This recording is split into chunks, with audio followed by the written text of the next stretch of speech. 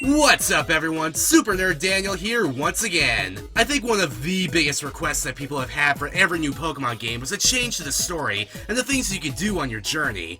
Well, that and getting rid of HMs, but mostly the story thing. No, but really, why the shit do I have to teach a Pokemon how to fly when it was flying when I caught it? But no, mostly people have requested something new in the main storyline, and I think something that every Pokemon fan has always wanted is the opportunity to become a gym leader. Don't even lie to me, you've totally sat around in your free time thinking about what your team would be, what type you would specialize in, what kind of cool puzzles you would have, and what sort of gym badge you'd actually give out to people who could actually beat you. So today, I thought it'd be cool to tell you guys about what it'd be like if I had my very own Pokemon gym.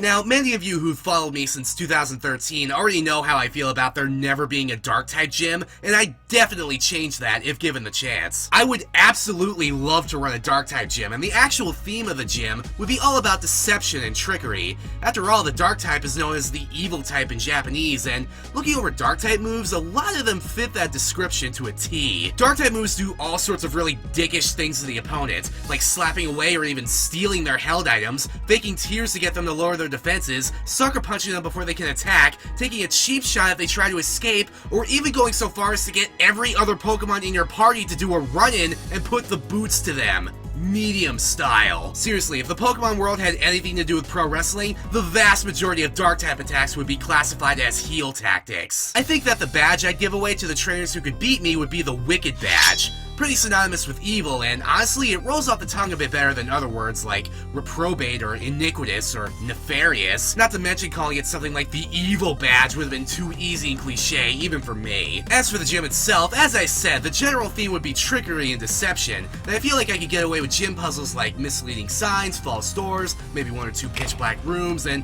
hell, just because I'm such a huge mark for Koga, I'd even bring in some of his good old invisible walls. Just anything designed to mess with any new challengers and test their patience. Most of the gym trainers would likely be a mix of street thugs and delinquents, considering that they specialize in dark types and their unscrupulous behavior is obviously a perfect fit for both the Pokemon type they specialize in and the gym that they would be battling in. Of course, it's expected that eventually someone might get past my gym shenanigans and actually be able to challenge me for the badge, but I promise you, quite unlike my Pokemon Showdown videos, defeating me will be no easy feat. I would have a team of no less than 6 Dark-type Pokemon, all of whom would be well equipped with moves to disrupt your strategies and generally just be a nuisance. Let's start off with a Houndoom with the moves Flamethrower, Knockoff, Fake Tears, and Sucker Punch.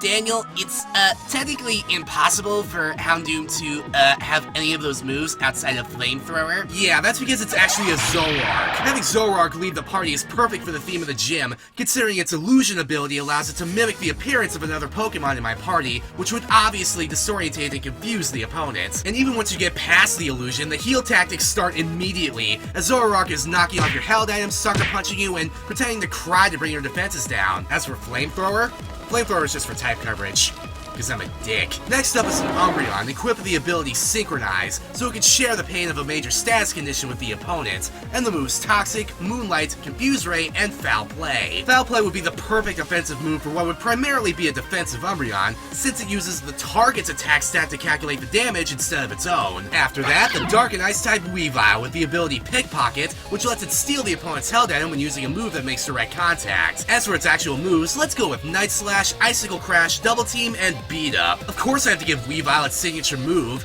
You know that move I talked about earlier? About putting the boots? Medium style? Yeah, this is that move. Next up, Houndoom. Yes, a real one this time. With the ability Early Bird to cut the time it could be asleep in half, and the moves Nasty Plot, Flamethrower, Dark Pulse, and Destiny Bond. Yeah, bet you didn't know that. Houndoom gets Destiny Bond. I mean, yeah, you do have to get it from a Delibird, which has to get it from an Inkay, which itself has to get it from a Quillfish, but trust me, Houndoom does get Destiny Bond, and I think it'd be a nice, out of nowhere, I'm taking you down with me kind of move. Pokemon number 5 is Sableye, a Dark and Ghost type, which will eliminate all type weaknesses except for Fairy, and the moves Confuse Ray, Will-O-Wisp, Recover, and Foul Play. Oh, and by the way, all those nasty status moves, those all get priority because of Sableye's Prankster ability. You're welcome. And last, but certainly not least, the main event of my team, the crown jewel, the ace of the universe, my all-time favorite Pokemon, Absol! Absol would have the ability Super Luck to increase its critical hit ratio, and have the moves Swords Dance, Night Slash, Stone Edge for a bit of type coverage, and Payback. Payback is a pretty sweet move. Although it only has 50 base power by default, the base power doubles to a whopping 100 if you use it when the opponent has already taken their turn. Oh, and by the way, you taking your turn includes your Pokemon attacking first, you using an item, or your Pokemon switching out. Ha ha ha, ha ha. Ha! I'd say that this is quite the formidable team of dark types that would give any trainer a run for their money, but if you do manage to beat me, I'll suck it up and confer onto you the Wicked Badge, as well as the TM to teach your Pokemon Payback, so that you can use the power of heal tactics to defeat the Elite Four at the Pokemon League.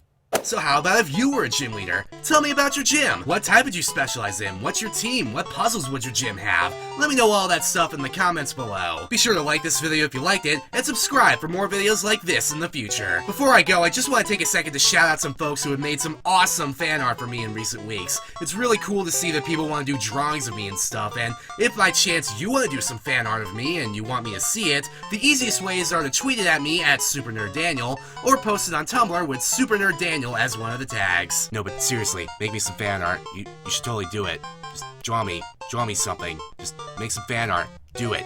I have a huge insatiable ego. Just do it. Just do it. But anyway, I'll see you next time, Pokemon trainers. Super Nerd Daniel, out.